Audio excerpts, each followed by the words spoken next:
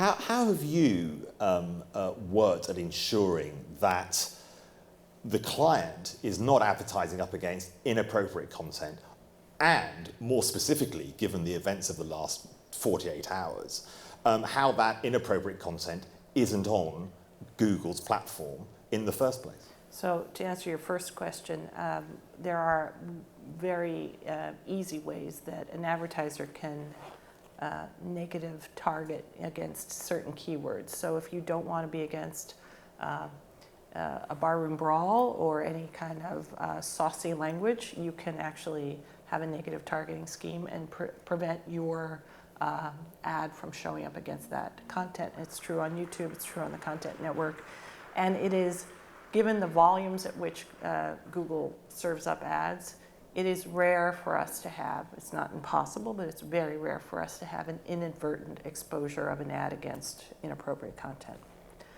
That said, the events of the last 48 hours are really troubling, and there has been one of the most appalling videos that has been posted to YouTube, which was immediately taken down. YouTube operates as a community.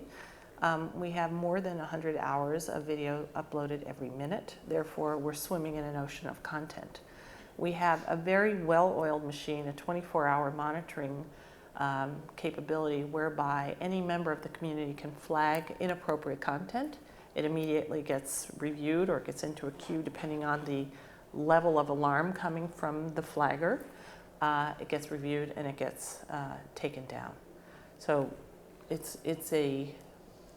Is the responsibility on you, as that becomes stronger, in the context of the last 48 hours, the responsibility on you to get that flagging system to work properly, given that you say you can't self-police, given the number of hundreds of hours that are put up, has the responsibility on you become stronger over the past 2, 3, 4 years with all the discussions about things like jihadist websites? Yes, I mean, we take this responsibility enormously seriously, and these are difficult judgment calls. There have been times when videos have remained on YouTube that certain countries or groups might have preferred to have been pulled down. Sometimes they're removed in certain countries and not in others. These are all judgments that, in essence, we have community guidelines that are very clear around pornographic content, child, pornography, violence, and weaponry and that sort of thing. So those community rules are abided by not only by our community, but through this process where content may be screened.